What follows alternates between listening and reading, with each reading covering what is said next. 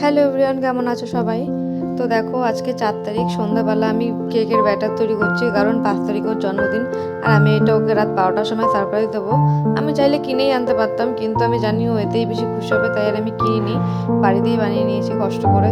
তারপরে দেখো, এদিকে আমি কেকটা বসিয়ে দিয়েছি আর আমার কেকটা হয়েও গেছে।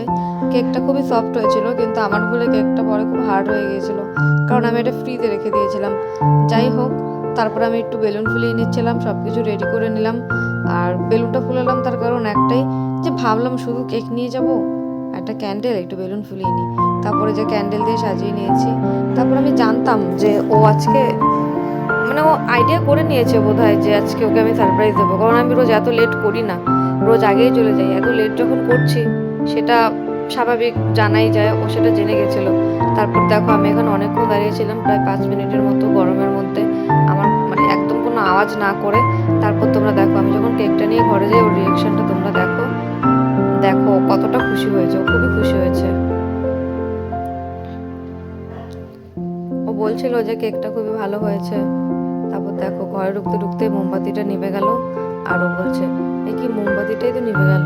তারপর আমি বলছি কি আর করা যাবে, পাখাটা চালানো তো, মোমবাতিটা তো নিভেই যাবে। তারপর আমি আবার জ্বালিয়ে দিয়েছিলাম।